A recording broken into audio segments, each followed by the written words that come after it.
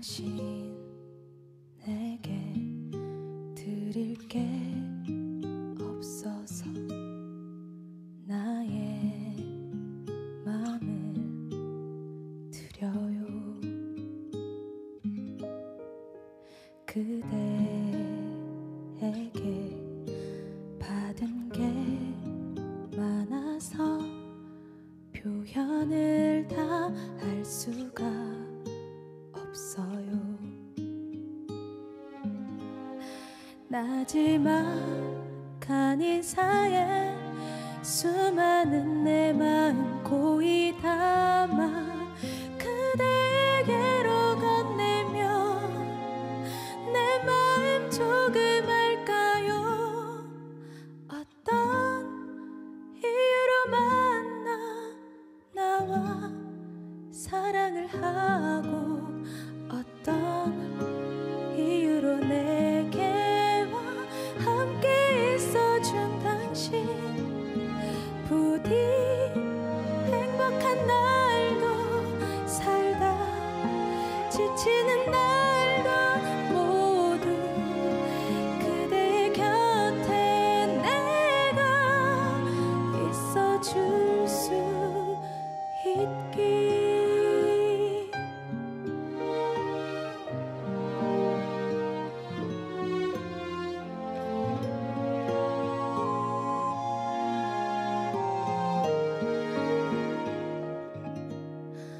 어떤 소식보다 더 애타게 기다려지는 그대 헛갈리지 않게 여기 기다릴게요. 눌러 적은 편지에 수많은 그리움 고이 담아 그대 내게로 올 때면 내 마음 조금 알까요? 어떤 이유로 만나 나와 사랑을 하고 어떤 이유로 내게와 함께 있어준 당신 부디 행복한 날도 살다 지치는 날도 모두 그대의 곁에 내가 있어줄 수 있기. 내보내 모든 계절들과 12달의 시간을 너와 숨이 차게 매일 사랑하며 함께할게. 어떤 이유로 만나 우리 사랑을 했던 지금 이 순간처럼 매일 바라보며 했어주기를.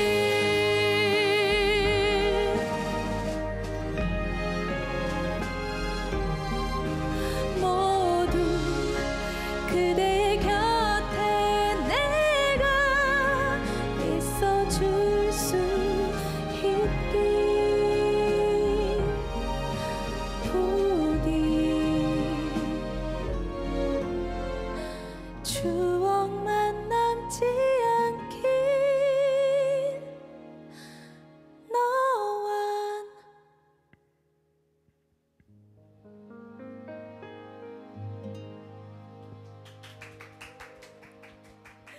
안녕하세요. 토크 콘서트 for you 서울대교구 생명위원회 사무국장 박정우 후보신부입니다. 네, 안녕하세요. 생명 배우미 생활성각 가수 서미주 세실리아입니다. 네, 지난 시간에 우리는 틴스타 청소년들을 위한 교회의 가르침을 담은 성교육에 대해 알아보았습니다. 우리는 성에 대해서 아이들은 무지하고 어른들은 잘 알고 있다고 생각하지만 절대 그렇지 않습니다. 생명과 성의 가치에 대해서 어른들도 사실 무지하긴 마찬가지죠. 이 방송을 보고 계신 신자 여러분 중에 진지하게 생명과 성의 가치에 대해서 또 이에 대한 교회의 가르침에 대해서 내가 얼마나 잘 알고 있나 아마 진지하게 생각해 보지 않은 분들이 많으실 것 같아요. 그래서 오늘은 이러한 우리의 무지함을 겸허하게 받아들이고 우리 각자가 얼마나 소중한 존재인지를 깨닫는 시간으로 마련해 보고자 합니다. 네, 생명에 대한 공감과 배움의 시간을 함께 해주실 분들 소개해 드릴게요. 가톨릭 의대 의정부 성모병원 산부인과 김찬주 교수님, 그리고 행복한 가정운동 봉사자 황선아 카타리나 자매님입니다. 네, 반갑습니다. 안녕하세요. 반갑습니다. 반갑습니다. 네.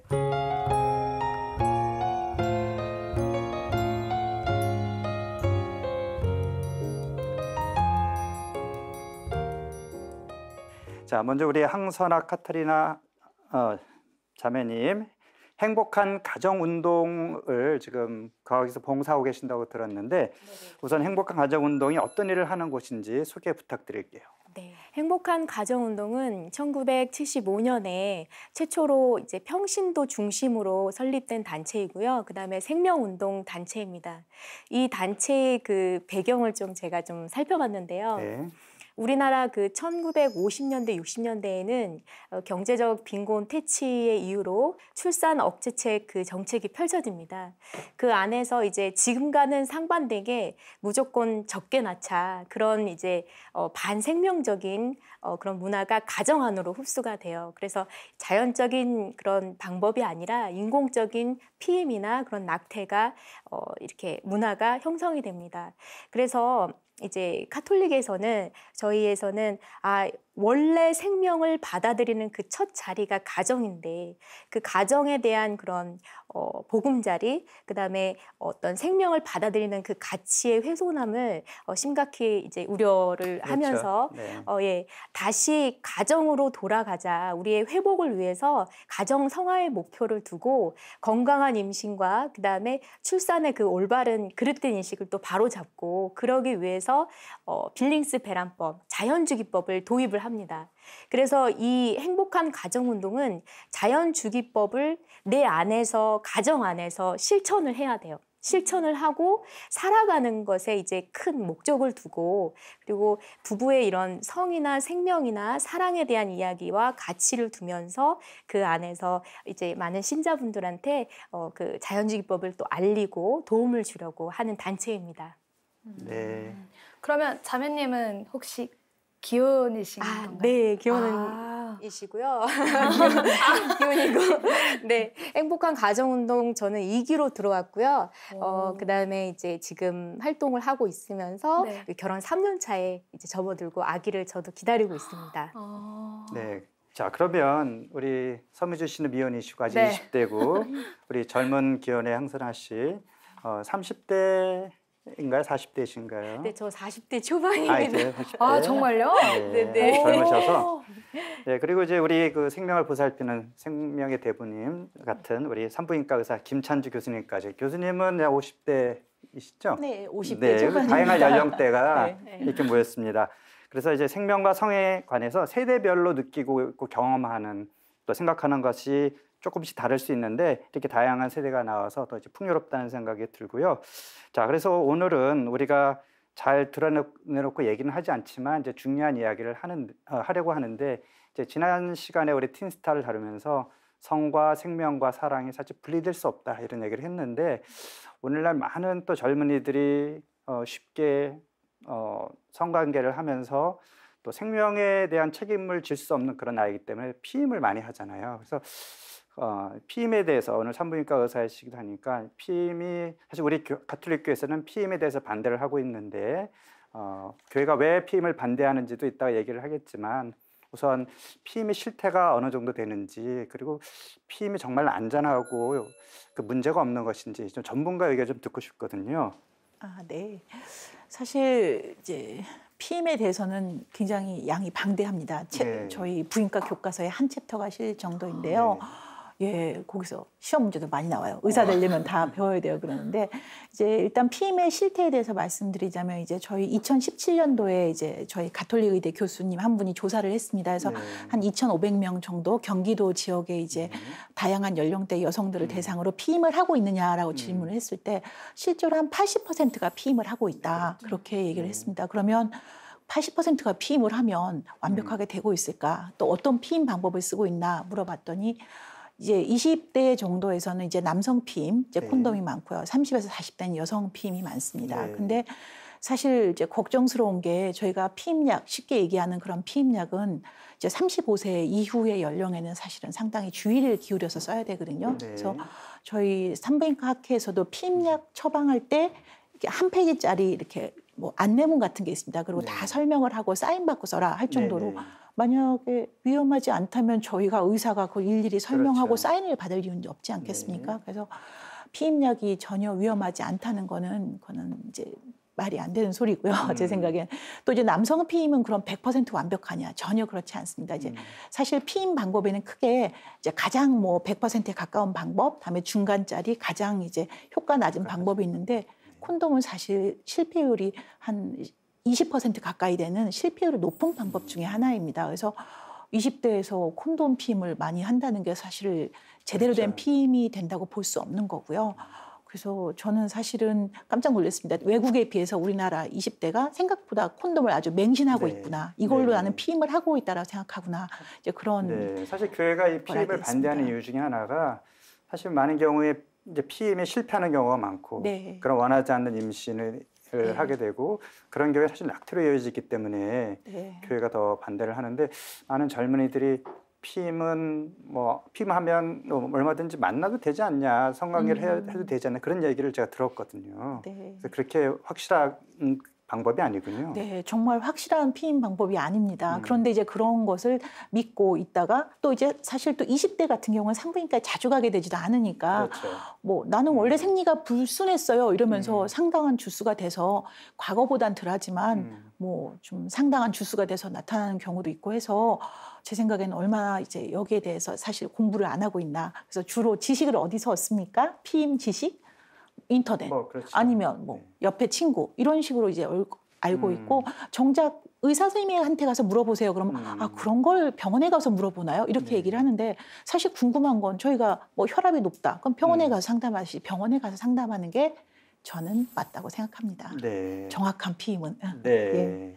그 미주 씨도 이제 20대니까 네. 친구들이나 아니면 주변에 어떤 식으로 피임에 대해서 생각하고 있는지 혹시. 정말 저는 네. 우리 교수님이 얘기하시는 거 듣고 너무 놀란 게 네. 제가 생각하고 우리 친구들이 함께 생각하고 있는 게 여기 교수님께서 다 얘기해 주셨어요. 네. 정말 인터넷에서 다 듣고 뭐 아니면 좀 그런 지식이 좀 많은 친구들한테 좀 이렇게 왜 그런 친구들 있잖아요. 꼭 같은 나이대인데 꼭 언니 같아 보이는 친구들 네. 그런 친구들한테 물어보고 아니면 이제 그 이게 남성 그런 피임법 거기 엄청 맹신하고 있다던가 네. 약간 그런 경우가 엄청 많죠. 네. 네. 그래서 제가 사실 이렇게 방송을 함께 하면서 방금 알게 됐는데 저는 교회에서 이런 피임을 반대를 하지 말라고 하는 걸 처음 알았어요. 아, 그래요? 네. 그래서 약간 들으면서 피임은 본인의 선택이지 않을까. 이렇게 누군가가 이렇게 강요를 하는 게 뭔가 좀 잘못된 건지 않을까라는 생각이 좀 살짝 드는데 왜냐면 이제 또 저 나이 또래 친구들은 이렇게 피임이 당연하다는 듯이 네. 받아들여지고 있기 때문에 그게 좀 궁금합니다. 사실 뭐 요즘 학교 성교육에서도 뭐 피임법을 이제 중고등학교에서 이미 뭐 가르친다고 하지만 자 저는 아까도 잠깐 말씀드렸지만 우선 교회가 피임을 반대하는 이유 중에 하나는 기본적으로 성관계라고 하는 것은 남자와 여자가 그런 어떤 성적인 관계를 맺는다는 것은 그 생명의 잉태로 이어진다는 거죠.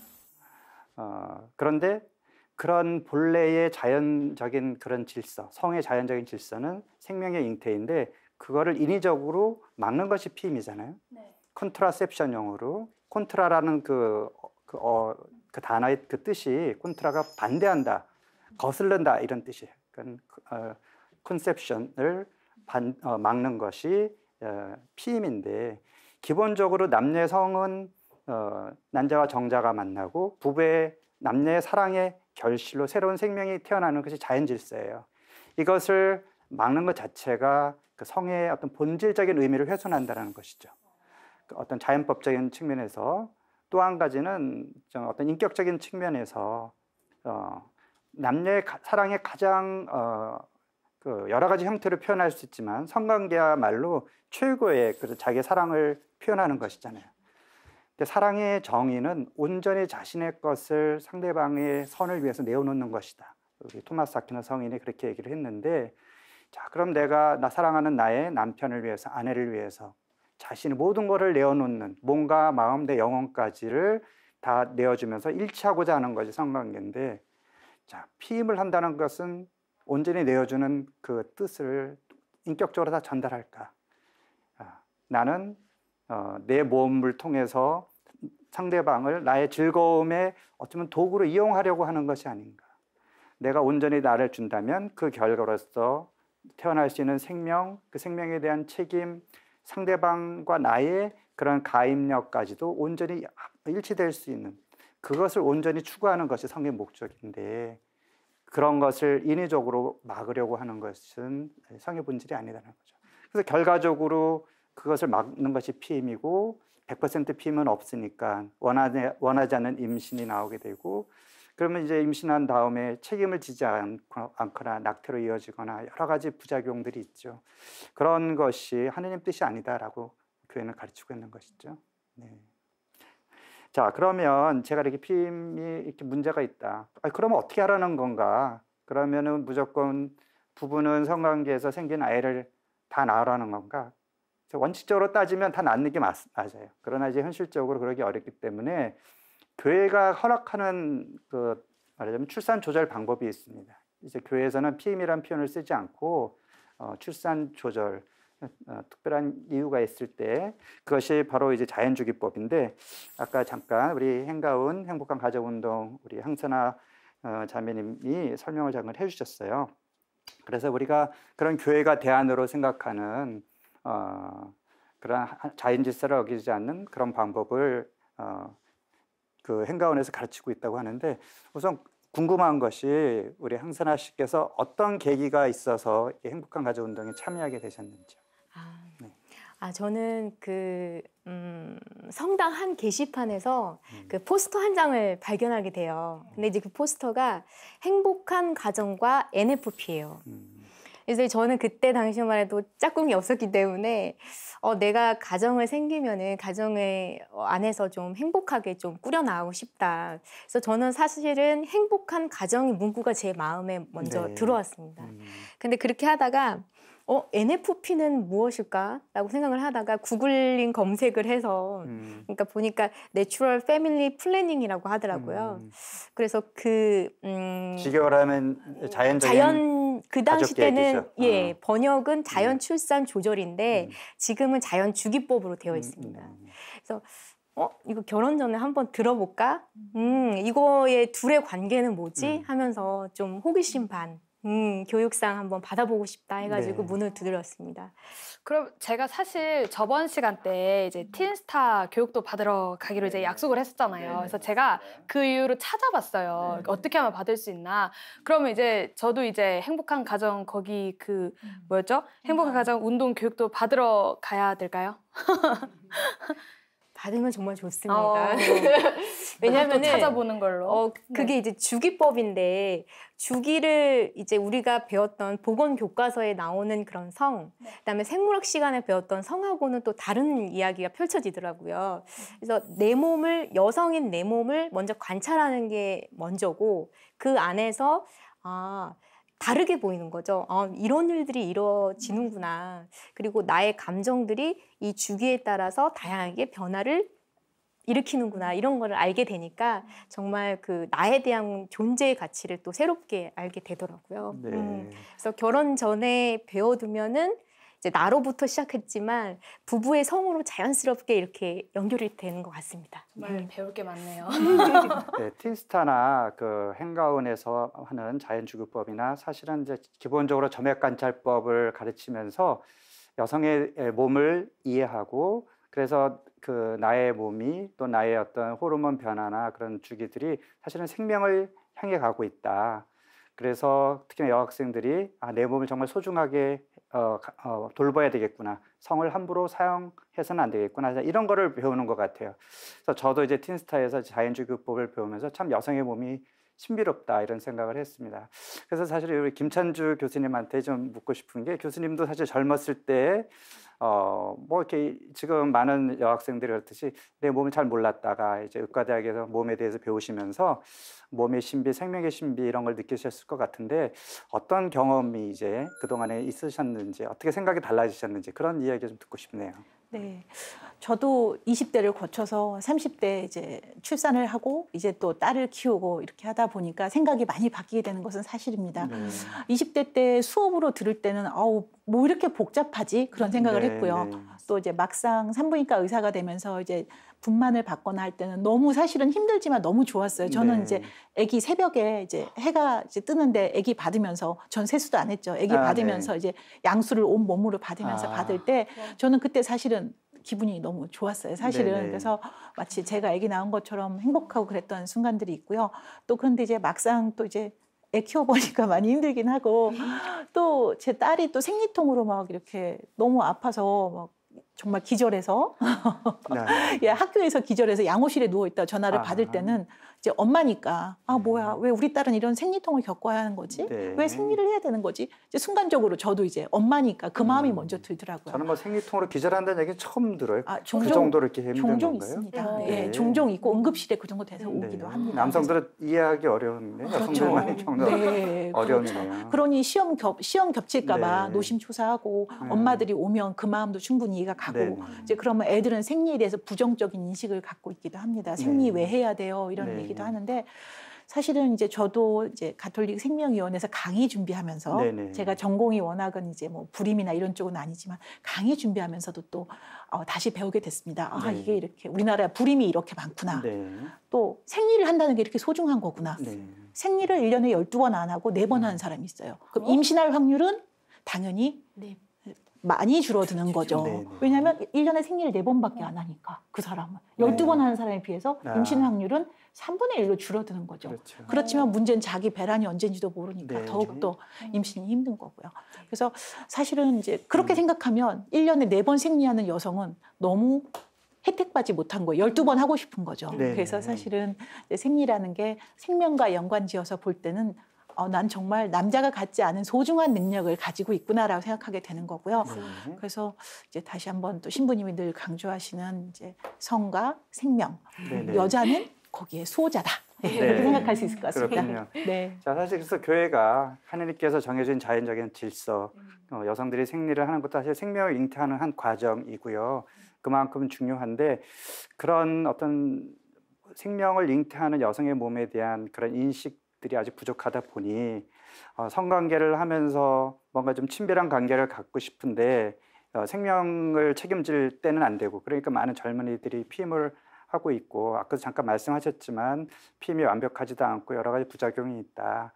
그래서 사실 좀 현실에서 피임을 하는 사람이 80% 된다. 아까 그런 말씀하셨는데 알고 자기가 하는 행동이 어떤 의미가 있는지를 좀 더 정확하게 아는 것이 중요하다 이렇게 생각이 들어요. 그래서 피임이 갖고 있는 의미, 부작용, 피임약이라든지 도구가 사실 여성한테 어떤 영향을 주는지 좀 자세히 설명 부탁드릴게요. 네.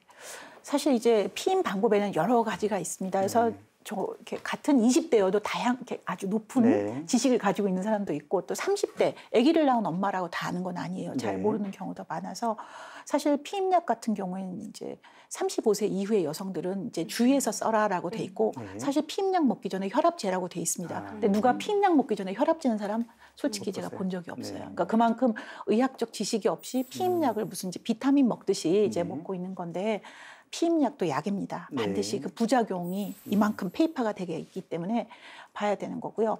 또 피임약의 장기적인 부작용이라면 약의 부작용 자체보다는 피임약을 먹다 보면 이제 나는 뭐 모든 성병으로부터도 마치 프로텍션, 방어되고 있다는 생각을 하기 쉬운데 사실 그렇지 않거든요. 피임약은 단지 이제 임신만을 지금 억제하는 효과를 하고 있는 거기 때문에 뭐 성병이나 이런 걸 막아주지는 못하거든요. 그래서 제 생각에는 이제 피임약을 먹어서 꼭 불임이 된다라기보다 피임약과 관련된 어떤 행동의 변화가 이제 불임으로 나중에 연결될 가능성도 있다는 거죠.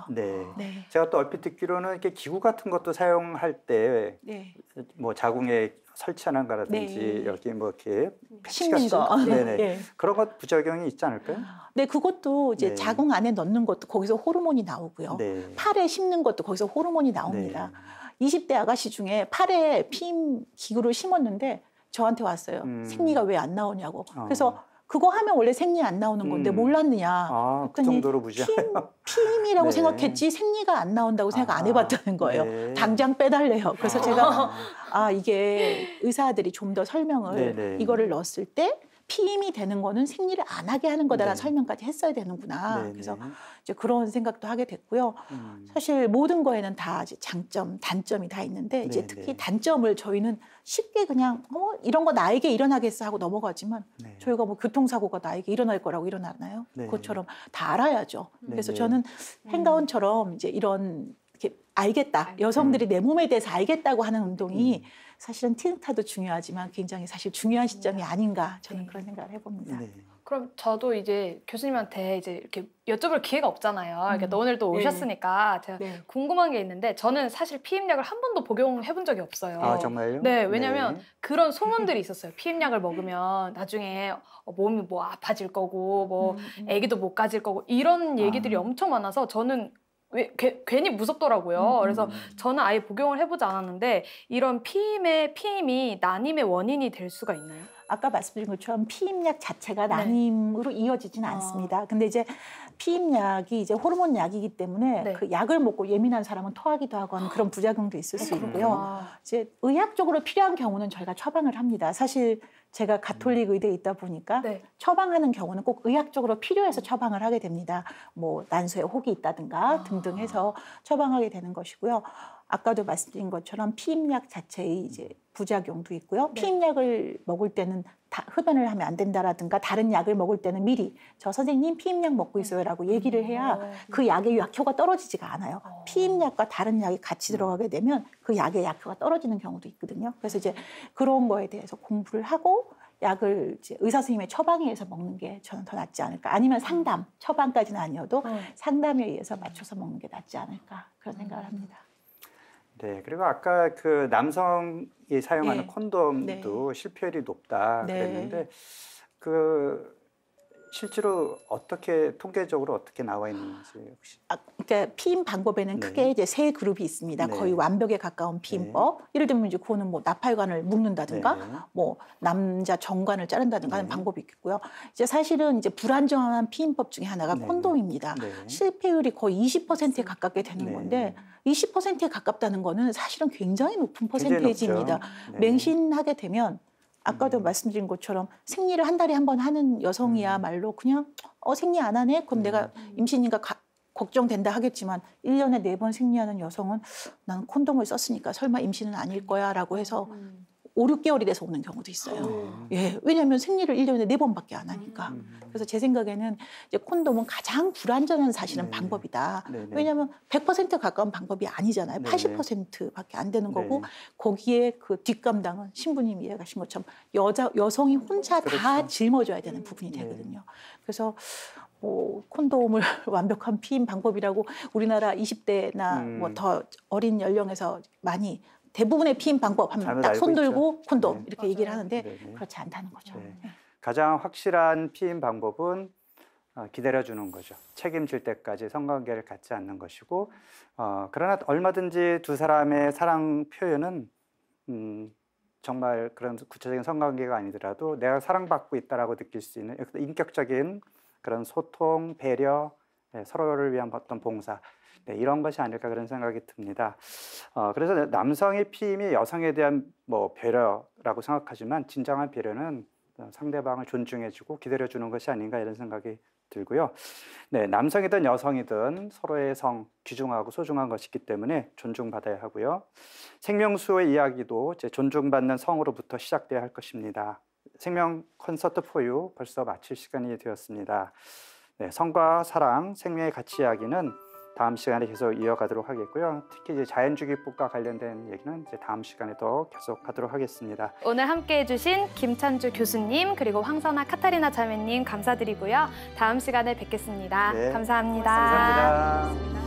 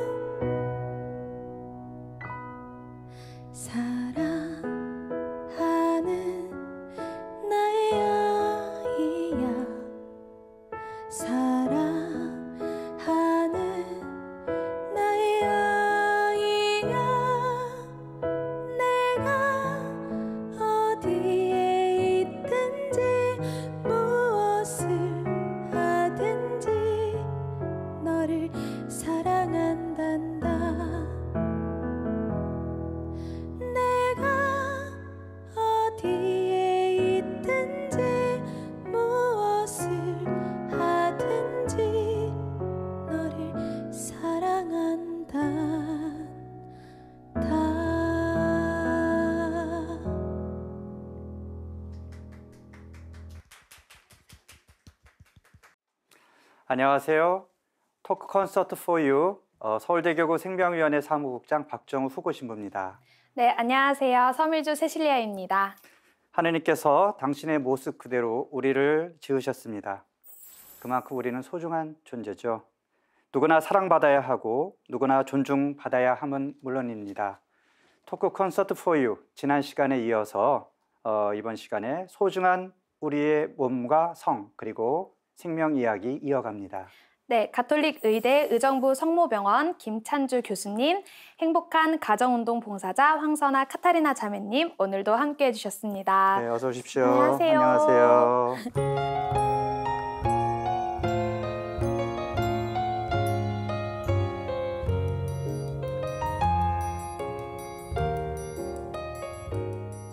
김찬주 교수님, 우리 지난 시간에 피임에 대해서 굉장히 많은 이야기를 나누었습니다.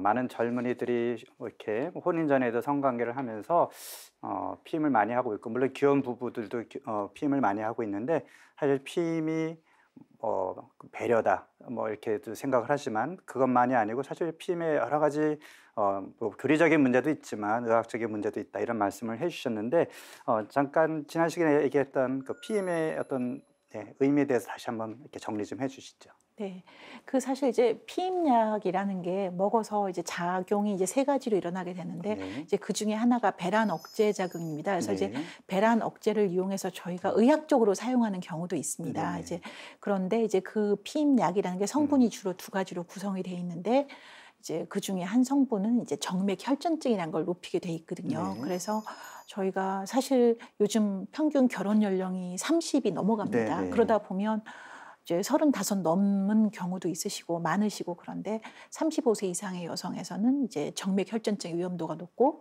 또 요즘 20대도 흡연이 상당한 걸로 알고 네. 있는데 흡연 여성에서는 굉장히 주의를 기울여서 써야만 네. 되는 걸로 되어 있습니다. 그래서 뭐 흡연을 하고 있는데도 그 전혀 자기는 피임약 먹으면서 그게 왜요? 어땠는데요? 라고 물어보면 제가 너무 놀라서 저 흡연하시면 피임약은 안 됩니다라고 얘기하면 어떤 의사 선생님도 제게 그런 얘기 안 했어요. 이제 그러면 저는 너무 당황스러운 거죠. 네네. 예, 그래서 그런 부작용도 있고 또 이제 요즘 이제 응급 피임약이라 그래서 네네. 뭐 정말 응급해요. 저희 네네. 인근의 내과 선생님께서 자기 내과인데도 처방전 써달라서 써주긴 하는데 얘 이거 이렇게 먹어도 되는 거니? 저에게 물어보셨어요. 그래서 네네.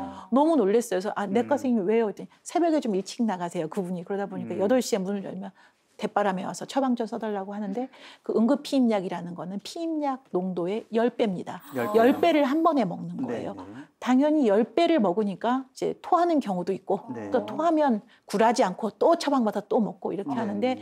이제 응급 피임약은 그야말로 이제 응급한 경우에 이제 허락이 돼야 되는데 응급 피임약을 평상시 피임법으로 사용하는 이제 그런 경우도 있다는 거죠. 굉장히 몸이 안 좋을 텐데요. 우려스럽습니다. 네네. 10배입니다. 네네. 10배 농도입니다. 그 상대 남자친구는 자기 여자친구가 그렇게 위험한 어떤 일을 이렇게 각오하면서까지도 그렇게 해야 되는 상황을 알까? 정말 여자친구를 배려한다면 같이 신경을 써서 좀 주의해야 되는 거 아닐까? 이런 생각이 드네요. 맞습니다. 네. 그러니까 정말 그거를 먹고 토하는 걸 보면 네. 그거를 그렇게 그 정도까지는 모를 거예요. 보통 그렇게까지 배려를 할까 싶어요. 그건 이제 네. 여자가 혼자 먹고 힘들어하고 토하고 이러는 그러니까요. 거니까요. 네. 네. 그러면 저희가 계속 이렇게 피임약 얘기를 계속 하고 있는데 마침 저에게 생명 편지가 왔어요. 그래서 제가 하나 소개해 드릴 건데 이 사연을 제가 먼저 읽어봤거든요. 근데 사실 저는 이 사연을 보면서 제 고등학교 때 친구들이 생각이 나면서 이제 좀 많이 공감을 했거든요. 한번 읽어드리겠습니다. 네. 안녕하세요. 저는 올해 고등학교 3학년 여학생입니다. 부끄러운 얘기지만 전 생리통이 심하고 이 기간에는 컨디션도 많이 망가져서 월경 기간이 시험 기간과 겹치면 부모님 몰래 미리 피임약을 먹고 주기를 조절합니다. 저와 같은 친구들이 적지 않아서 별 걱정 없이 습관적으로 생리 주기를 바꿨는데 어디선가 보니 이게 여성의 몸을 망칠 수 있다고 해서 부모님께는 말도 못하고 혼자 끙끙 앓고 있습니다. 벌써 3년이나 됐는데 저 괜찮을까요? 라고 보내주셨습니다. 교수님 어떻게 생각하세요? 네, 사실 아까 앞 시간에 저희가 행가원 얘기도 했지만 여성들이 너무 자신의 몸에 대해서 모른다는 생각을 하게 됩니다. 그리고 특히 뭐 10대 여고생이면 당연히 모를 수밖에 없죠. 그러니까 생물학 시간에 잠깐 배운 걸로 어떻게 자기 몸까지 연관시키겠어요. 그래서 사실은 이제 생리통 조절하는 게 최근 들어서 점점 더 이제 문제가 되는데 쉬운 방법이 있으니까 바로 피임약을 사 먹게 된 거죠. 근데 아까도 자연 주기 조절법을 이야기한 것처럼 사실 생리통도 사실은 자연으로 치유할 수 있는 방법이 있습니다. 이제 그래서 효과적인 방법으로는 예를 들면 스트레스가 심해지면 더 그럴 것이니까 이 학생은 이제 시험 때 스트레스 때문에 그랬을 것이고요. 또 움직임도 옛날에는 그래도 저희가 체력장은 했습니다. 제가 고3 때 만점 못 맞았지만 체력장을 해서 운동을 했어야만 되는데 요즘 여학생들은 아침 7시부터 밤 12시까지 공부만 하니 당연히 이제 이 골반에 이제 피가 뭉쳐 있고 하다 보니까 당연히 더 생리통이 심해질 수밖에 없어서 뭐 10대뿐만 아니라 뭐 유학 간 여학생이 생리통 때 돌아오기도 하고요. 그럼 이제 저는 그 엄마랑 같이 적으라고 합니다. 1. 밥을 3끼 먹는다. 2. 하루에 1시간 이상 운동을 한다. 이제 그런 걸 적어서 보내면 가서 뉴욕 가서 아주 공부 잘하고 있다고 이메일 오고 그랬어요. 뉴욕 가서는 밥을 먹을 수가 없으니까 또 거기서 또 이제 중국 그 튀긴 음식을 먹은 거죠. 그래서 저는 제가 그렇게 하기 시작하면 저희 간호사가 또 한숨을 쉽니다. 또 생활 습관 교육을 시작하는구나. 생리통 약을 처방하면 될 것이지. 우리 교수님은 또 생리통 약을 주지 않고 또 자, 1. 밥을 3끼 먹는다. 2. 운동을 한다. 이렇게 하고 있기 때문에 사실 이제 우리 여학생 심한 거 맞고요. 사실은 엄마랑 진작 산부인과 가서 좀 상담을 했으면 좋았지 않았을까 그런 생각도 들고요. 자연 주기 조절처럼 생리통도 자연스럽게 조절할 수 있는 방법이 있다는 거죠. 당연히. 너무 건너뛰고 저희는 바로 그쪽으로 가고 있는 거죠. 네. 뭐 피임을 하려고 하시는 분들 또 약을 계속 드시는 분들은 뭐 금방 중단하지는 않으실 것 같은데 그런 위험을 일단 좀 인식을 하시면 좋을 것 같고 사실 피임은 100%가 없기 때문에 항상 임신의 위험이 있고 사실 임신을 위험이라고 표현하는 것 자체가 모순이잖아요. 축복인데. 맞아요. 예, 그래서 또 원하지 않은 임신을 또 하면 또 낙태로 이어지는 경우가 많죠. 그게 문제 아니겠어요? 네, 근데 맞습니다. 또 교수님 연인 간에도 그렇지만 부부 간에도 임신 그 시기를 약간 이렇게 선택하는 경우도 있을 수 있잖아요. 부득이하게. 이럴 때는 어떻게 해야 할까요? 그러면? 사실은 이제 저희가 배란 이런 단어를 아까도 얘기한 것처럼 기혼 여성이면 누구나 알 수 있을 것이라고 생각하지만 배란이란 단어를 그게 뭐예요? 이제 아기를 둘 낳아도 그런 경우도 많습니다. 그래서 배란일 대충 짐작하세요. 그러면 그게 뭐죠? 교수님? 이러는 20대가 아니라 아기 둘 낳은 분들도 계십니다. 그래서 이제 보통 배란일이라는 게 예정 생리로부터 빼기 14를 하면 되는데 3월 30일, 뭐 5월 30일이 예정일이면 빼기 14에서 5월 16일이 배란일쯤일 것이다라고 생각을 하면 되는데 그것조차도 이제 제가 처음부터 설명을 해야 되는 상황인 거죠. 그래서 이제 사실은 이제 행가원에서 하고 있는 이런 교육을 사실은 여건이 된다면 이제 관심들을 가지고 좀 널리 많이들 받아서 좀 이렇게 했으면 좋겠다는 생각이 듭니다. 이제 이 얘기는 사실 이제 자연주기법 우리 카트리나 자매님이 자세하게 얘기해 주실 수 있을 것 같은데 좀 우리 시청자들에게 좀 자연주기법이 뭐고 점액관찰법이 뭔지 좀 소개 부탁드릴게요. 예. 자연주기법이라는 것은 이제 제가 처음에 이제 행가원에 처음에 이제 입문하게 된 계기가 이 자연주기법을 함으로써 자기의 주기를 체크하게 돼요. 그래서 그 주기 체크를 통해서 내 몸을 이제 관찰을 하게 됩니다. 근데 우리가 그 호르몬의 영향으로 임신을 할 수 있는 그런 가임기, 그다음에 임신이 가능하지 않는 가임기로 나뉘어지는데 이것을 조절할 수 있는 이걸 어떻게 하냐 그런 방법. 그런 것이 점액으로 알 수가 있습니다. 그래서 점액이라는 것은 임신을 조절하는 열쇠라고 배웠습니다. 그러니까 여성들은 점액이 있는 거죠. 남성한테는 없는 거죠? 예. 그래서 보면은 이제 그렇게 해서 내 몸을 이제 관찰한다. 근데 여자는 이제 한 달에 한 번 이제 아까 교수님께서 월경기를 시작으로 해서 다음 월경기 전까지 보통은 28일에서 35일 이내로 그렇게 한 주기라고 저희가 하는데 그 안에서 이제 처음에는 월경기 이렇게 지나다가 흔히 달걀 흰자위 같은 그런 이제 액성을 띠는 정말 가임기성 점액이 나옵니다. 그래서 이것을 나한테서 관찰을 했으면 자기가 나오는 점액을 이제 언제 나오는지 이게 가장 임신이 잘 되는 점액이구나 하고 체크를 할 수가 있는 거죠. 그래서 1차적으로 그렇게 교육을 받고 그다음에 그러니까 점액을 관찰한다라는 게 매일매일 그거를 살펴봐야 되는 건가요? 예. 네. 그렇지만 이제 보통은 이게 이제 한두 달 이제 흐르게 되면 자기 이제 패턴을 알지만 맹신할 수는 없습니다. 그러니까 한 주기에 또 뒤에 이제 점액이 또 나올 수가 있거든요. 그래서 점액이라는 이 자체를 발견하는 게 굉장히 중요합니다. 그래서 이것은 임신을 조절하는 것이니까 저희가 아까 내 몸을 관찰했는데 다시 이제 부부의 성으로 들어오면은 남자분들한테 이런 저의 이제 저는 아니지만 각각의 여성의 이런 주기를 갖고 있다. 네네. 그리고 결혼했을 경우에는 남편한테 자기 주기를 공유가 되는 거죠. 그래서 조절이라는 단어보다 자기가 임신을 원할 때, 아기를 원하는 부부는 그 가임기성 점액이 나올 때 부부관계를 하면은 좋은 거고요. 그다음에 임신을 미룰 때는 이제 그 비가임기 때, 우리가 임신이 가능하지 않을 때, 건조할 때를 이제 점액이 나오지 않는 건조할 때를 얘기를 하는데, 그러니까 일반 여성들이 생리 주기가 있다는 건 알지만 그런 점액도 이제 주기가 있다는 건 사실 거의 다 잘 모르실 거예요. 네. 그러면 이제 그런 점액 상태를 관찰하면 지금 임신될 수 있는지 아니면 임신이 안 되는 기간인지 알 수가 있다라는 그렇죠. 것이죠. 그래서 네. 남편한테 이렇게 사인을 또 보낼 수도 네네. 있고, 그리고 그 남편이 그때 이제 그러니까 자연 주기는 내가 주기를 공유를 함으로써 남편의 적극적인 공감이 필요합니다. 그리고 그 이해가 되고 사랑을 욕구대로 할 수가 없게 되는 거죠. 네네. 그래서 서로 배려하는 것이 1차적인 그러니까 이제 감정. 임신을 지금 해야 될 상황이 아닐 때 굳이 피임약 먹지 않아도 그렇죠.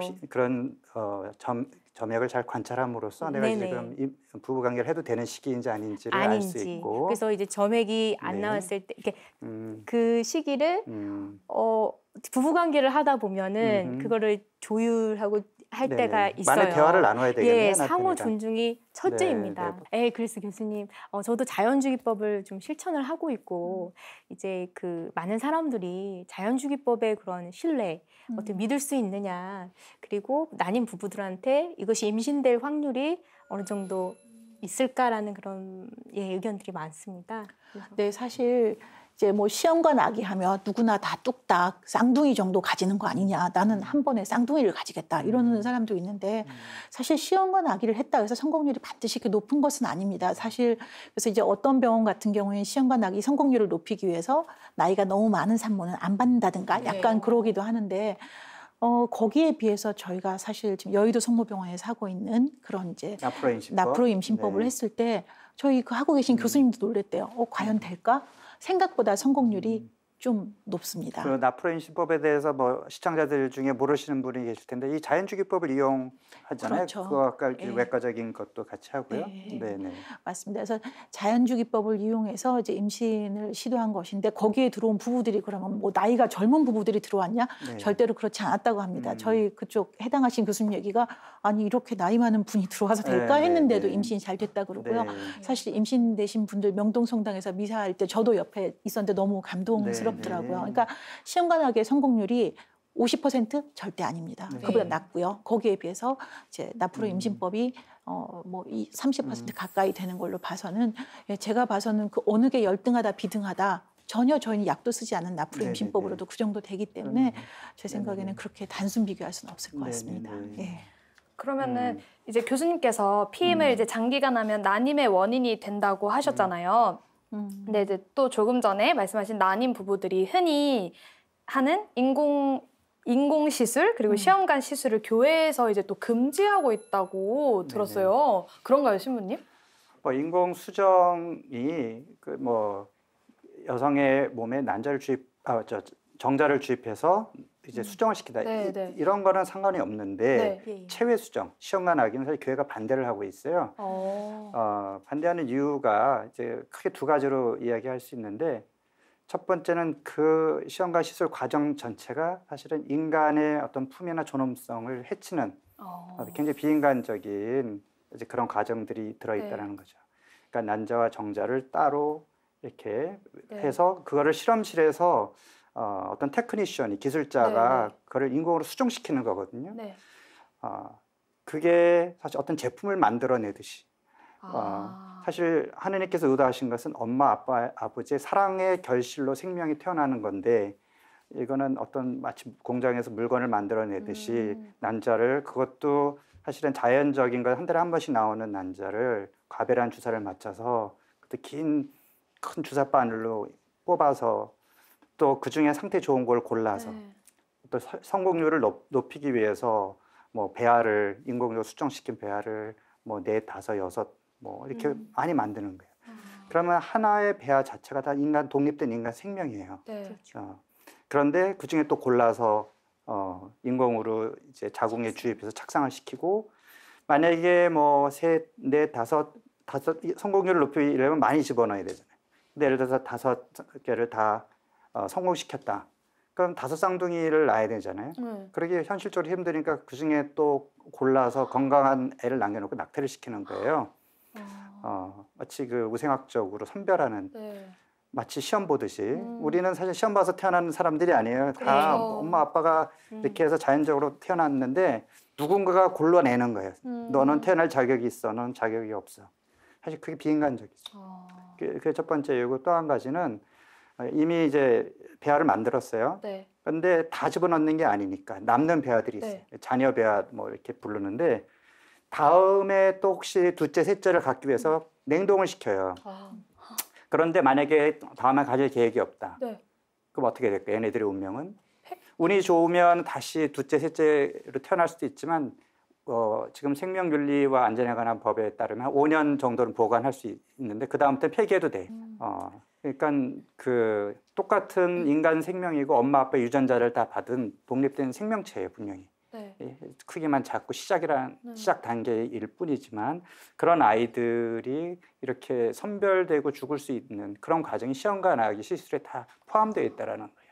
물론 시험관 아기를 통해서 태어난 아이는 존엄한 또 인간 생명을 우리가 존중을 하지만 그 과정 자체에 다른 생명들이 많이 죽어간다라는 거. 그리고 다 부모가 자기 말하자면 자식을 버리는 거랑 마찬가지인 거예요. 몇 명만 살리고 과연 그것이 인간적인가? 그래서 교회는 그런 이유로 반대를 하죠. 네. 그래서 말 나온 김에 좀 더 얘기를 이어가자면, 그래서 우리 신자들이 피임에 대해서도 무지하고 또 낙태를 너무 쉽게 생각하는데 낙태가 얼마나 또 여성에게 그 육체적으로 또 정신적으로 상처가 되는지 이런 것도 사실 알아야 되고요. 또 좀 전에 왜 시험관 시술이 안 되는지를 설명을 드렸습니다만 어느 본당 신부님이 이런 얘기를 하셨습니다. 연세가 지극한 자매님께서 결혼한 딸을 데려오셔서 오늘 시험관 시술을 하려고 하니까 축복해 주십시오라고 하셨다는 거예요. 그래서 참 난감해 하셨다라는 이야기를 했는데 아기를 간절히 원하는 그 부부의 마음을 우리가 충분히 이해를 합니다. 그러나 이제 시험관 아기가 이런 문제가 있기 때문에 교회가 반대하는 것도 우리 교우들이 좀 알아주셨으면 좋겠다 이런 생각이 듭니다. 네, 그래서 이런 문제들이 사실 있다는 거 이렇게 어떻게 알고 계신지 아니면 또 이제 오늘 또 지난 시간에 이어서 이런 대화를 우리가 나눴는데 어떻게들 생각이 드시는지 한번 나눔을 해주면 좋겠어요. 저는 이제 제 주변 친구들 그리고 건너 들려오는 소리에 보면 이런 뭔가 성에 대해서 자유분방하면 네. 뭔가 내가 세상 쿨려가 된 것 네. 같고 약간 이런 또 20대들은 그런 생각을 또 가지고도 있거든요. 그러다가 만약에 정말 원치 않는 임신을 하게 되면 이제 낙태를 하게 되고 왜냐면 그런 뭔가 남자친구와의 사랑이 아니라 약간 그냥 스쳐 지나가는 사람들 중에 한 명이니까 어쩔 수 없이 또 이렇게 하게 되고 약간 이런 게 또 약간 좀 수순인 것 같아요. 저는 생명을 책임지지 않는 사랑은 진정한 사랑이 아니라고 생각해요. 맞아요. 네, 카트리나 씨는 어때요? 저는 그 난임 부부들한테 그 어떤 인공적인 시술이나 그런 시험관 시술을 받아보기 이전에 저희 자연주기법 그런 프로그램을 좀 받아보셨으면 합니다. 그래서 가장 기본적이고 가장 중요한 그 내 몸에 대한 거를 먼저 받아보고 그리고 부부랑 함께하면 이게 더 배가 되거든요. 그래서 그 안에 분명히 둘만의 어떤 그런 의사소통의 어떤 그 어떤 뭐 오해도 있을 수가 있고 그리고 좀 예전에 이제 말하지 못했던 것도 나올 수가 있거든요. 성에 대한 이야기를 할 그렇죠. 때. 부부간에도 사실 그런 얘기를 부끄러워 잘 못하는 부부도 있다고 그러더라고요. 예. 그래서 네. 이것이 이제 여성이 먼저 이거를 알고 음. 남편한테 이렇게 자연스럽게 그렇죠. 공유하는 이런 태도나 이런 어떤 가치에 대해서 좀 많이 배우니까 이것을 먼저 가기 전에 좀 부부가 함께 한번 체험해보자, 좀 배워보자 이런 좀 네네. 예, 시각으로 봐줬으면 좋겠고요. 그리고 가장 사랑할 때 가장 아끼는 방법이 무엇인지 좀 고민을 했으면 좋겠습니다. 예, 예. 네, 저는 이제 아무래도 진료실에 있게 되니까 이제 낙태를 하고 온 여성을 이제 제가 많지는 않지만 경험을 할 수 있고요. 세상 뭐 아쉬울 것 없이 당당하던 여성이 이제 낙태를 하고 나서 이제 얼굴에 그늘진 얼굴로 들어올 때라든가 또 뭐 저는 임신을 천천히 하겠어요. 결혼하고 나서 뭐 저희 집 한 칸 생기기 전에는 안 가질래요. 그러다가 막상 이제 한 5년 지나고 나면 이제 그때는 이제 강아지 2마리 키우다가 강아지는 친정집에 갖다 놓고 이제 아기를 가지려고 하는데 아기가 안 생겨서 오거나 이런 걸 보면 사람이 참 정작 가지라고 할 때 제가 결혼했으니까 빨리 가지세요 할 때는 좀 이따 할래요 이렇게 했다가 또 막상 안 생기니까 굉장히 막 전전긍긍하는 모습이라든가 또 이제 정말 결혼 약속을 했지만 어쩔 수 없는 상황이라는 식으로 얘기는 하지만 낙태를 하고 이제 얼굴에 이렇게 그늘이 이렇게 내려와서 오는 걸 볼 때마다 어떤 행위가 가져올 그 뒤에 이제 그 컨시퀀스 결과 이제 그런 거를 이제 저는 보게 되니까 너무 아쉽고 답답하고 그렇더라고요. 네. 교수님 질문이 하나 있는데 네. 그 임신 중에는 이제 약을 복용하면은 안 된다고 하잖아요. 네. 그래서 임신 중에 그 약을 복용했을 때 그 태아에 미치는 그런 영향이나 좀 한번 말씀해 주시죠. 사실 이제 임신했을 때도 저희가 아까 얘기한 것처럼 생리 주기가 28일인 사람이라면 내가 생리가 늦어지니까 임신인 걸 알아서 이제 뭐 넘어가겠지만 생리가 불규칙하거나 1년에 4번 하는 사람은 조금 놓칠 수도 있는 부분이 있죠. 근데 이제 보통 이제 여자들은 자기가 자기 몸을 압니다. 이거 교수님 한복 먹었는데 임신인 것 같아요. 나타나기도 하고요. 다음에 저희가 이제 아기가 생기는 시기가 이제 뭐 눈이 생기고 귀가 생기고 하는 시기가 다 있습니다. 그 시기에 들어갔을 때 약이 부작용을 미치는 거고요. 사실 저희 성인 60kg인 여성이 약 한 봉지를 먹어서 아기가 기형이 될 확률은 사실은 아주 극히 낮은 거죠. 시기에 상관없이. 그러니까 용량과 상관이 있는 거고요. 시기. 이제 어떤 시기에 먹었느냐, 한참 예민한 시기에 먹었느냐, 아니냐, 용량 이제 그런 게 중요하고 이제 이 얘기하면 항상 생각이 나는 게 옛날에 어떤 이제 분이 오셔서 교수님 정말 고백할 게 있는데 제가 그때 신부님과 딱 와인을 한 잔 그때 성당에 좋은 일이 있어서 와인을 한 잔 그래서 한 잔이요 이때 근데 가득 채워서 한 잔을 먹었는데 아기한테 이상이 생기지 않을까요? 그래서 제가 신부님과 함께 한 잔은 괜찮습니다라고 제가 얘기했고 건강한 아기를 잘 낳았는데 그분은 너무너무 걱정이 되는 거예요. 그 와인 한 잔을 남들은 요만큼 먹는데 자기는 이만큼 다 해서 꿀꺽꿀꺽 다 마신 거예요. 그러니까 이제 자기 아기가 잘못될까 봐 오셨는데 아까도 말씀드린 것처럼 성인의 거기에 비해서 다음에 용량 뭐 사실 그 와인이 얼마나 되겠습니까? 그리고 이제 시기라든가 이제 그런 것도 중요해서 약 때문에 낙태했다? 저희는 다 대충 알고 있습니다. 그런 경우는 다 그것은 핑계에 불과하다.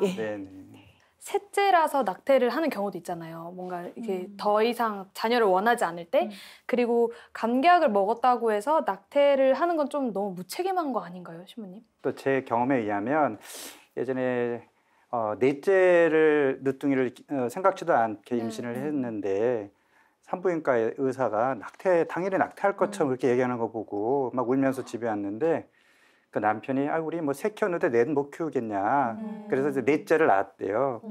근데 그 넷째가 복덩이더라. 그렇게 성당에서 복사도 열심히 하고 공부도 잘하고 그래서 당신은 중년의 그 갱년기가 없다. 그 젊은 엄마처럼 그 아이랑 굉장히 활발하게 생기 있게 살아간다 그런 얘기를. 그래서 우리가 우리 인간적인 계산만으로 할 게 아니라 하느님 주신 선물이고 생명은 그 아이가 주는 기쁨과 행복이 분명히 있습니다. 그리고 다시 한번 말씀드리지만 사실 태아는 인간 생명이에요. 우리가 무고한 인간 생명을 함부로 하면 안 된다. 살인이다. 교회 가르침이거든요. 그래서 여성들이 낙태를 선택권이라고 이야기하지만 더 좋은 선택지가 있는데 왜 그렇게 안 좋은 선택을 하는지 저는 그게 좀 안타깝고요. 좋은 선택을 하면 좋겠습니다. 제가 오늘 그리고 저번 방송을 이렇게 함께 하면서 많은 걸 배우고 많은 걸 느꼈는데 그중에 그런 확고한 입장이 하나 생겼어요. 앞으로 나에게 뭔가 이렇게 강제적으로라든지 뭐 어떻게라든지 피임을 강요한 남자는 만나면 안 되겠다. 나를 생각해서 예, 그런 생각이 오늘 굉장히 많이 드네요. 네. 네. 혹시 남자친구 생기면 네. 그 틴스타의 그 네, 청년들 프로그램도 있거든요. 네. 꼭 데려와서 이런 교육을 같이 받으면 더 좋을 그러겠습니다. 것 같아요. 알겠습니다. 네, 토크 콘서트 for you 2시간에 걸쳐서 성과 사랑 또 그 속에서 태어나는 생명의 이야기를 나눠봤습니다. 생명의 가치는 나와 상대의 몸을 소중히 여기는 진정한 사랑으로부터 나옵니다. 성과 사랑이 유희와 쾌락으로만 존재했다면 저와 여러분은 소중한 생명과 가치로 존재할 수 없었을 것입니다. 이 시간은 생명 수호에 대한 하느님의 가르침을 배워가는 시간입니다. 생명에 대한 의견, 반론도 좋고 고민도 좋습니다. 생명에 대해 이야기하고 싶으신 분들은 언제든 토크 콘서트 for you 문을 두드려 주십시오. 홈페이지 게시판에 사연 올려주시면 전문가 활동가들과 함께 나눠보도록 하겠습니다. 네, 토크 콘서트 for you 오늘 순서는 여기까지입니다. 네, 오늘 나와주신 두 분 감사합니다. 감사합니다. 네, 저희는 다음 주 이 시간에 또 다른 생명 이야기로 찾아뵙겠습니다. 감사합니다. 감사합니다.